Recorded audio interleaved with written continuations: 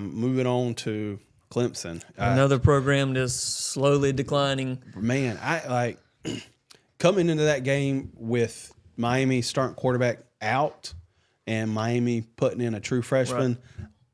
Right. I don't understand. I don't understand how Clemson lost this game. Miami's coming off 2 losses. Yeah. Coming into that game. Like we said, there's no real home field advantage, going into Miami. Nope. Clemson coming off their bye week. You would think that we're going to be extremely prepared. Cade Klubnik, 18 of 34, 314 yards, 2 touchdowns, and an interception. Not terrible stats, but costly turnover at the end of the game. Yeah, and just a terrible play at the end of the game. Yeah. But really and truly, it came down to Miami just shut down Clemson's running game. I mean, you have one of the best running backs in the nation, and he gets 44 yards. Probably 2 of the best in the ACC with Maffa and Shipley. This is kind of similar to the Gamecocks. The lines. I mean, Clemson's offensive line continues to struggle. Yeah. 5 sacks allowed. Look like South Carolina's offensive line. And I mean, Clemson's defense. Yeah. They allowed over 200 yards rushing, and knowing Miami's not going to have like a really effective passing game. And I mean, they just got. I mean, there's one of the final drives. I think in the fourth quarter.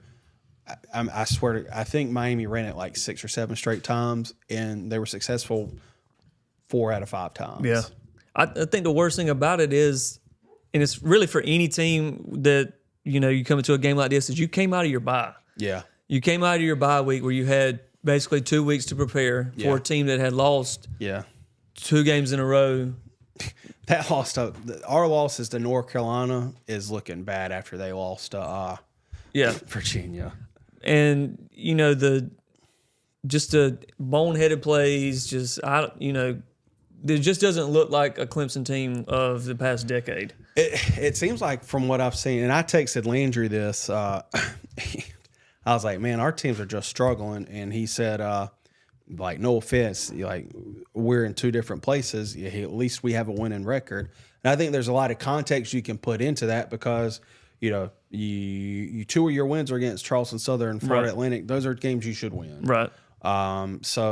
Clemson's just a mediocre football team, and I think a lot of Clemson fans will agree with that. I've seen a lot on Twitter where they want a lot of their coaching staff addressed, especially on the offensive side. And now you've got Dabo. I guess he's so frustrated with how the team's playing that he's taking it out on the fans, saying that maybe they needed to lose some games to lighten the bandwagon. Yeah. I mean, I just don't understand. Like, you have all these fans that have been behind your back. Yeah. I mean, dude, you were a wide receivers coach who got gifted the position, and they stood behind you from the get-go. And then now the first time that it gets tough, it's just like, all right, well, we don't need y'all anymore. Yeah.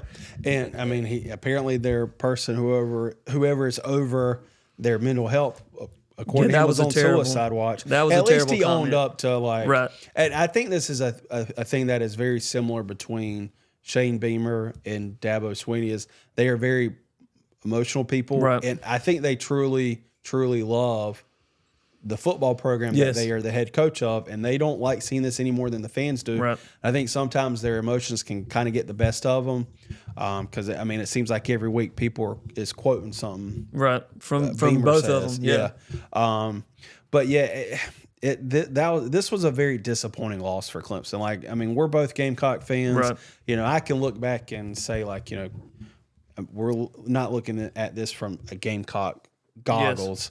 Yes. That's a very disappointing loss from Clemson. Just nationwide, if you just browse Twitter or X, whatever it's called now, people that aren't Gamecock fans that obviously follow, talk college football, they're saying the same thing. This is just a disappointing. Like, they're not what they used to be. They at this point, you might be 4-3. That's mediocre. That's average. I mean, there's a lot of teams out there like that. You got a Colorado team that won 1 game last year, and they're I would say they're about just as good as Clemson right now. And again, I don't think a record always tells you because, like I said, 2 of their wins are against Charleston Southern, Florida Atlantic. Exactly. So, I mean, those are games they should win. Now, if it's like their 2 wins or 2 other wins were against, I don't know, like a Kentucky or somebody or they play USC or something, then you can say that. But when you're 4-3 and you're playing the schedule that you are, and this has always been a thing with Clemson and playing in the ACC.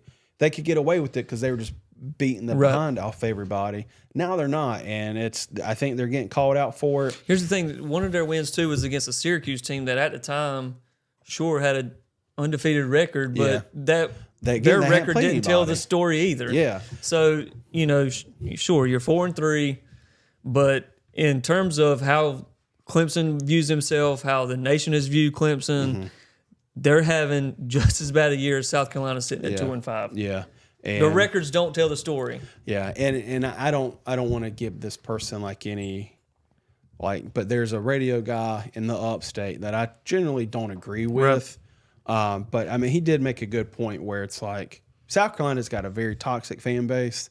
Clemson, I think, is a little bit more realistic, and they're not like psychopaths. But yeah, it's definitely been a disappointing season because Clemson had all the hype after the ACC championship win. The Orange Bowl didn't go the way they wanted. Made a change at OC position. They hired the guy, the hot guy coming out of last season from TCU. And some people think he doesn't really have free reins to call. He didn't at TCU, so that's why I was interested to see how he came into. I don't think and we said this at the beginning of the season, I don't think he had play calling responsibilities. No, they definitely were sharing those play calling responsibilities for sure. I mean, I think that's public. Yeah, I think that was public knowledge. Yeah. It's the same way in the NFL. You have an OC, but you have head coaches that call the plays. Yeah. Who's saying that an OC doesn't call in a play that the head coach agrees with? Yeah. But coming into this, obviously he was supposed to be calling the guy calling the plays. So I was interested to see how that was going to go. It kind of looked the same as every other Clemson offense before. But I think the most shocking thing is, like you said, the line play, especially for Clemson and their defense. It's always been that they were, the D line. Front seven, right? As always, they've got the best D line, and you've given up 200 rushing yards, and then another game of 200 rushing yards, and so obviously you're not what you thought you were there. Yeah. As far as the fans being more realistic, it should be easy for them to be realistic about a disappointing season because they have had 2 national championships, played for other ones.